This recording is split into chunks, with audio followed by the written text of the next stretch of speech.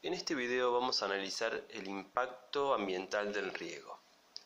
Lo primero que tenemos que reconocer es que la sociedad forma parte del ambiente, así que hablando con propiedad, los impactos del riego sobre las comunidades que habitan en un territorio también forman parte del impacto ambiental de esta práctica y deberían ser considerados en un estudio de impacto ambiental.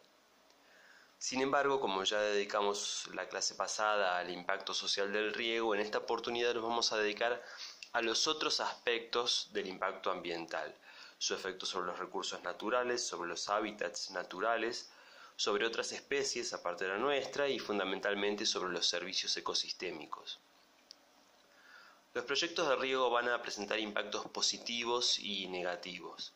Los primeros generalmente están asociados a la dimensión socioeconómica, mientras que los impactos negativos la mayoría de las veces surgen de deficiencias en la planificación o en la implementación de los proyectos de riego.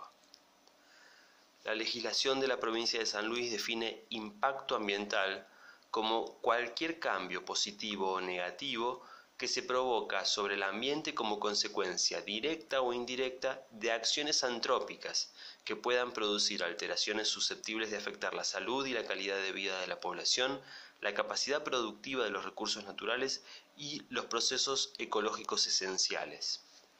Deberíamos reconocer además que el riego va a provocar efectos directos e indirectos.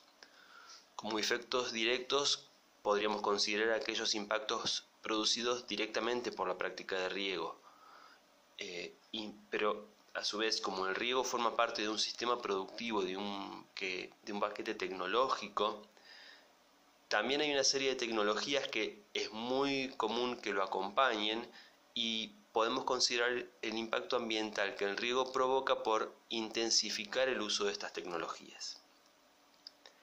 Entre los impactos negativos del riego podemos considerar el impacto sobre el suelo, la erosión, la saturación, la salinización y la pérdida de fertilidad de los suelos.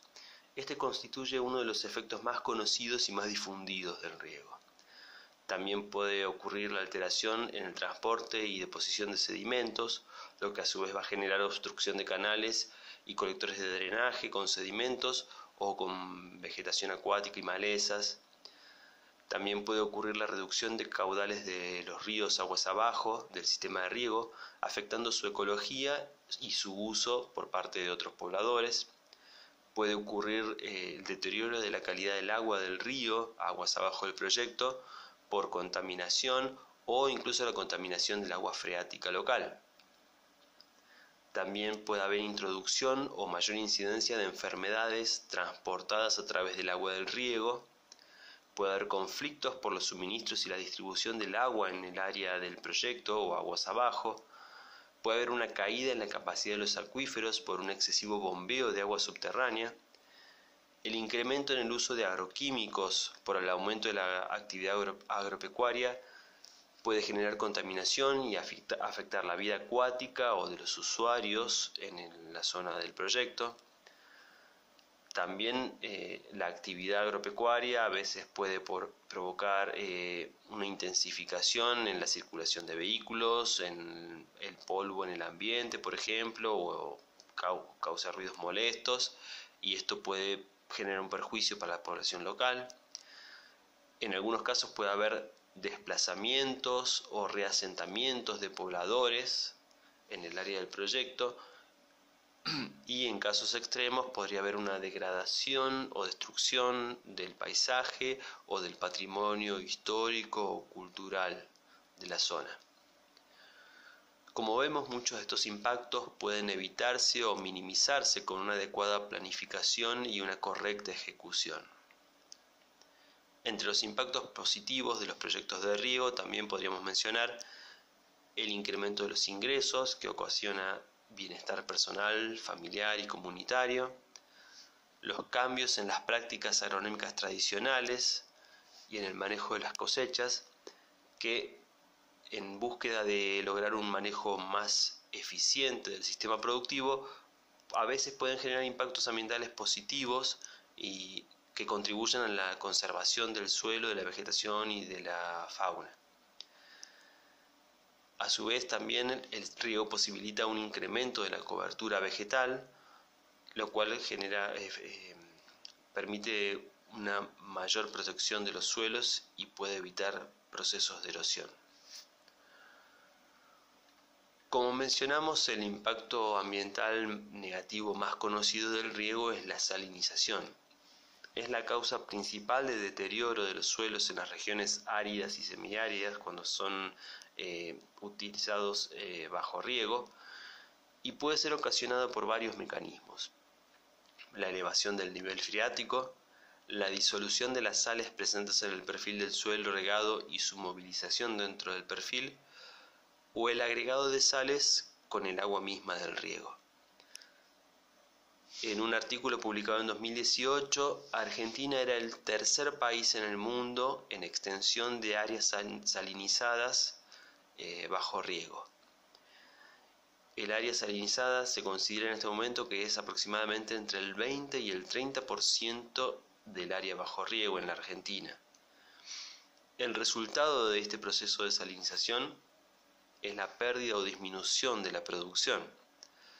El rendimiento de los cultivos se resiente cuando el contenido de sales en la solución de suelo se incrementa de modo tal que inhibe a los mismos de la extracción de agua en la zona radicular. Además, la infiltración de agua en el suelo se reduce considerablemente debido a la alteración en el contenido de sales del suelo y principalmente con relación al contenido de sodio en relación a los contenidos de calcio y magnesio. El deterioro de los suelos por estos fenómenos puede ser tan agudo que en algunos casos obliga a abandonar las tierras regadas. Además, en áreas donde las napas freáticas son poco profundas, el exceso de riego puede provocar un ascenso de las napas, lo cual genera salinización, anegamiento y condiciones de anoxia para el sistema radicular de los cultivos, que está determinado que provoca disminuciones en los rendimientos. La herramienta técnica para analizar a priori las consecuencias ambientales que puede tener un proyecto es la evaluación de impacto ambiental.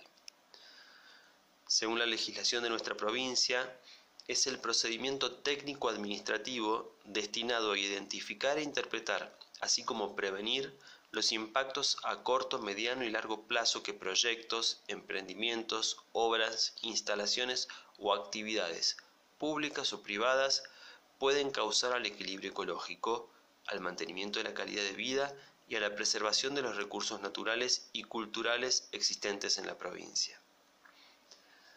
Las variables o factores ambientales a considerar en este tipo de estudios son las aguas superficial y subterránea, el aire, el suelo, la geomorfología, la flora y la fauna, la calidad de vida, la población, el sector económico, la presencia de sitios arqueológicos o de patrimonios culturales y el paisaje. En la evaluación se considera una serie de criterios para clasificar y describir la naturaleza del impacto sobre las diferentes variables que mencionamos recién.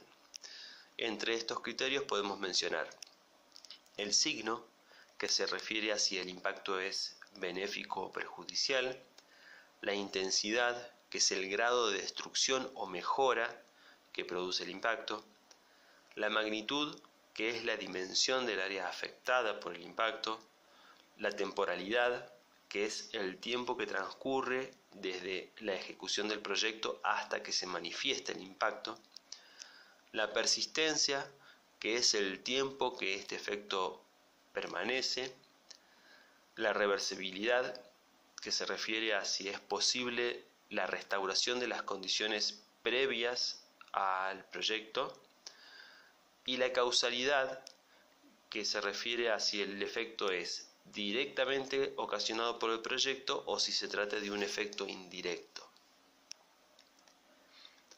A través de estos criterios se describen los efectos que un determinado proyecto tiene sobre cada uno de los factores ambientales considerados.